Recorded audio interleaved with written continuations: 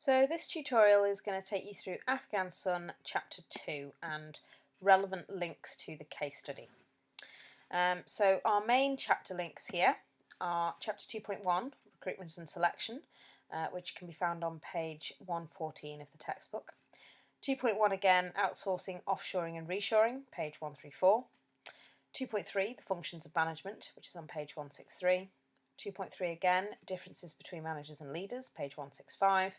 And 2.3 again, Leadership Style, pages 167. Then we've got 2.4, the Motivation Theories, which starts on page 172. So for these first five, I've got some sample questions and sample responses that you are going to work through. When I read the sample question, I would like you to try and pause the video and actually write down your response to the question so that you can then compare it to my response. And then this last one, motivation, rather than setting up a question, I've just provided you with some overviews of the key motivation theories and how they might link to this case study. So let's start with Chapter 2.1, Recruitment and Selection. So I'm using the extract from line 45. 2 more senior managers will be needed, and Sue needs to decide between selecting experienced HH managers or promoting junior employees from within. The question is, with reference to AS, describe 2 steps in the recruitment process for 2 new senior managers.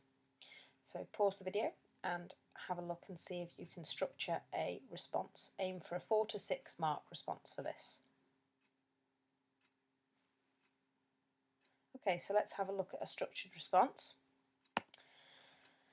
Whether Sue decides to promote junior employees or hire experienced managers, it is essential to the success of her business that she recruits the right people for the job, as her managers are trusted in key tactical decision making, and Sue needs to be able to trust them with her mission. The process of recruitment starts by identifying the vacancy and analysing the role to be filled.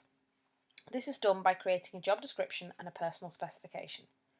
A job description is an outline of all of the main responsibilities that you would expect the successful candidate to carry out. A personal specification is a description of the skills, qualifications and personal characteristics that you would want from your ideal candidate. Once the PS and the JD have been written, they're usually published with the job advertisement. In the case of AS, Sue would simply email the relevant staff of HH with the opportunity asking for any interested individuals to respond with a letter of application and a CV. For your information, CV stands for Curriculum Vitae. It is an overview of your work history and your qualifications. Continuing. Sue would then compare the applications with the requirements of the PS and narrow down the options to the most relevant candidates to invite for interview. This process is called shortlisting. So those are 2 processes in the steps of recruitment for the new senior managers. And again, you might be asked to discuss the importance of this role, and with that you might want to link back to the importance of her mission and her vision and finding employees who she can trust and who she can empower, as is her nature and her culture as a leadership style. So you need to think about the context around the recruitment of these 2 individuals. You might be asked to describe the differences or the advantages or disadvantages of selecting the junior employees over the experienced managers. Junior employees, of course, that's a motivational benefit because it shows other employees that there is room to grow, that there is opportunity for promotion within the company. Experienced managers, because, well, they're offering experience to a company that's already high risk, and you might not want to put a brand new inexperienced manager into a high risk role where there is potential for them to be put into tricky situations where they're going to have to make fast tactical decisions on the spot, and perhaps you need a more experienced manager in certain respects to be able to achieve that. So there's lots to think about around the element of recruitment processes and these roles of the 2 new senior managers. Moving on to Chapter 2.1, Outsourcing, Offshoring and Reshoring, which you can find on page 134 of your textbook. I'm using line 48 from the case study. Salima does not want to outsource the main production facility of the solar power systems, but does wish to outsource the production of certain components. with reference to AS, outline the reasons for a business to outsource production and the potential problems that this might cause. Again, aim for around a 6, potentially to an 8 mark response for this.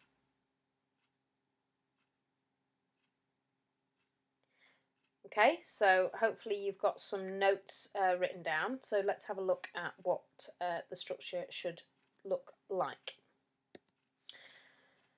Outsourcing. First of all, we're defining it. So, outsourcing is the process of transferring an internal business activity to an external firm as a method of reducing costs and improving efficiency. Remember, your definitions do not need to be word for word the same as they are in the textbook. They can be in your words so long as they have the same meaning. Salima is interested in outsourcing the production of certain components of the solar power systems, although not the whole production facility. The production of solar panels is a very complex task requiring specialist equipment, resources and training. It's likely that she is interested in outsourcing the production of more complex components, as it would be unlikely that AS could facilitate the training needed for their staff to perform these roles, nor could they buy the specialist equipment that they would require while still charging as little as possible for the end product. Outsourcing means that companies who produce the components would generally be able to do the same task cheaper and more efficiently.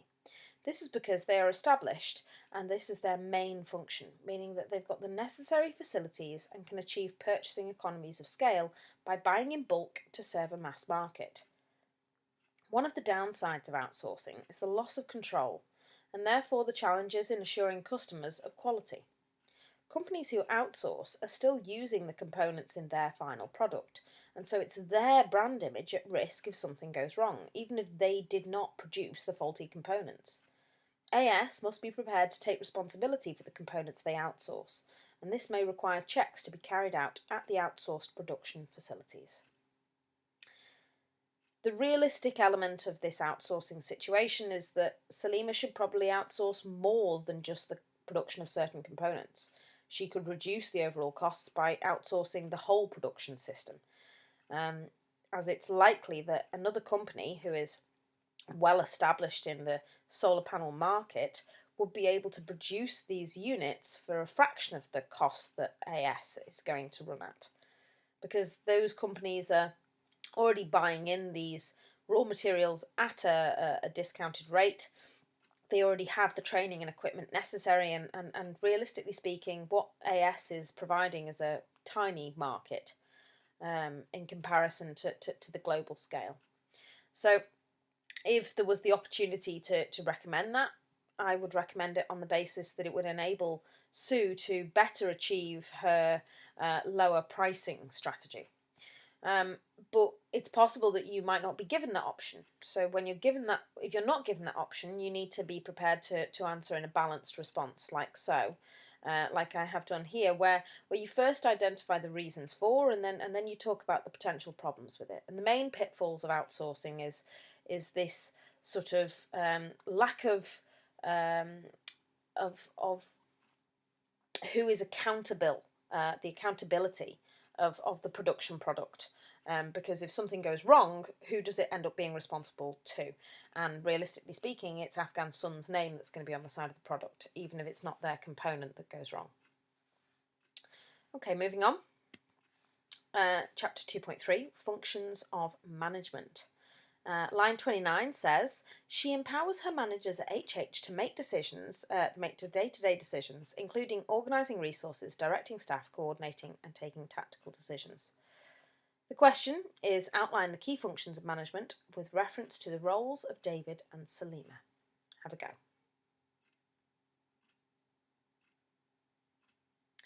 Okay, so hopefully you've had a go. So let's have a look at a sample response. The key functions of management are planning, commanding, controlling, coordinating and organising. Salima is organising the outsourcing of certain components for the production of the solar panels. This is a departmental specific role and an example of a tactical decision making. Salima is trusted to make these short-term decisions as part of her empowerment as a manager. David is currently planning the distribution channels for the final product and will coordinate the commercial marketing strategies he's planning to put in place. These roles are all under his domain as the marketing manager. Sue provides support for her managers, but trusts them to make the day-to-day decisions for her organisation. So these are two examples of David and Salima's roles under the headings planning, commanding, controlling, coordinating, and organising. And when you go through the key functions of management, which you'll find on page 163 of your textbook, you'll see what the main headings for those actually mean. Planning is about the fact that managers are responsible for setting a course of action to achieve their organisational objectives. So setting the tactical plans. Commanding is about giving instructions to other employees and their teams in order to ensure that the subordinates are in the right position to achieve the objectives. Controlling is about managing things like health and safety and making sure that the correct measures are being taken if targets aren't met. Coordinating is ensuring the responsibility that all departments strive to achieve the goals of the whole organisation. So coordinating one department against another department, that they're working together towards the overall goals. And lastly, organising is things like ensuring resources are in the right place and being used appropriately and efficiently, delegating or allocating tasks to specific workers. These are the key functions of management. So moving on. Chapter 2.3, the difference between managers and leaders. I haven't pulled a quote out from this one because I've included it in my sample response. But my question is, with reference to AS, describe the difference between a manager and a leader. So pause the video and have a go. Okay, so hopefully you've paused the video and had a go at this. So let's have a look at a sample response. A leader is somebody who influences and inspires others to get things done. A leader fosters motivation, respect, trust and loyalty from the workforce. Sue is a leader. Managers, both at HH and AS, say that they are inspired by Sue and have a clear understanding of her mission and share it. This is line 36 of the case study. Managers tend to focus on achieving specific goals within a definite time frame. Usually this links to the responsibility for tactical decisions rather than strategic, long-term, company-wide decision-making. In the case of AS, David is a marketing manager and as such is responsible for the actions of the marketing department. This will require setting pricing and promotion strategies within a predetermined time frame to launch the product successfully. The difference between managers and leaders. Moving on. Chapter 2.3, Leadership Style, which you will find on page 167. Now, within leadership style, very simply, I would like you to describe Sue's leadership style. So pause the video and have a go. Okay, so Sue's leadership style. Sue could be described as a positive paternalistic leader, or more likely a laissez-faire leader. She trusts and empowers her employees and manages to make decisions. Sue believes in teamwork as a motivator. One of the reasons why she's supporting Salima's decision for cellular manufacturing is because this promotes teamwork. Laissez-faire leaders are happy to let things run without interference, which is a good description of Sue's attitude towards her staff. She rarely feels the need to intervene in decision-making or to resolve conflict. Paternalistic leaders treat their employees like family and have trust in their teams. These leaders tend to be nurturing individuals. I've selected the opportunity for a two leadership style simply because Sue does offer the paternalistic element when she perceives her workers as highly capable and so is nurturing them to develop their skills. The majority of her actions would be described as a laissez-faire leader. So the last section then is talking about 2.4, motivation. And rather than setting a question, I just want to talk you through some of the main links between the four main motivation theories and this particular case study. Now, these four main motivation theories, I've not included Adams' equity theory only because it doesn't particularly link very well to the case study. But let's have a think through Pink, Herzberg, Taylor and Maslow. So Pink's drive theory is the most modern of the motivation theories. It was written in 2009. And Daniel Pink wrote a theory that outlined that actually money is not the best motivator of individuals, especially when working in complex or problem-solving creative tasks. So this could be associated to Sue's managers, who are going to have to think on their feet and be very problem-solving and dynamic in this very challenging environment they're going to work in. Daniel Pink said that the way to motivate these individuals is through autonomy, mastery, and purpose. And that actually, if you link a financial output to the input that those workers give, that financial output can be counterproductive. It can actually prevent motivation because it can prevent critical thinking and creativity. So what does autonomy, mastery, and purpose mean? Autonomy is the right to make decisions for yourself, the right to choose. You have autonomy of task, which is choosing what you do. Autonomy of team, choosing who you do it with. Autonomy of time, choosing when you do it.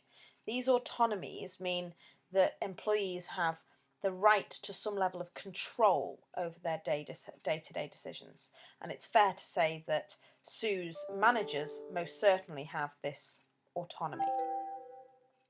Mastery is about the opportunity to achieve the best at something, or the opportunity to develop a skill at something, the opportunity to be provided with training, for example.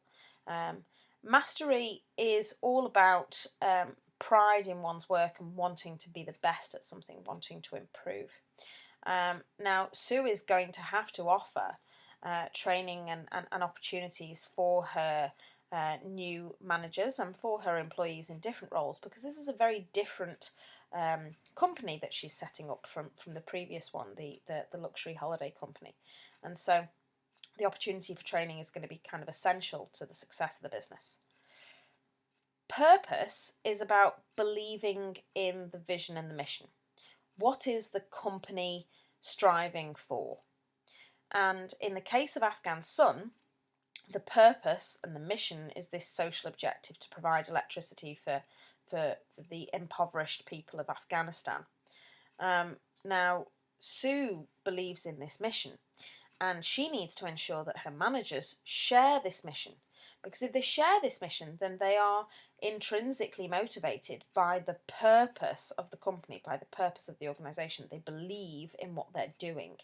And this adds a very ethical level of motivation, because it means that your employees are not just there to receive their salary, but are there because they believe in what they're actually doing. And that helps to ensure a personal motivation, an intrinsic motivation. So that's Pink's drive theory. Now, if we consider Taylor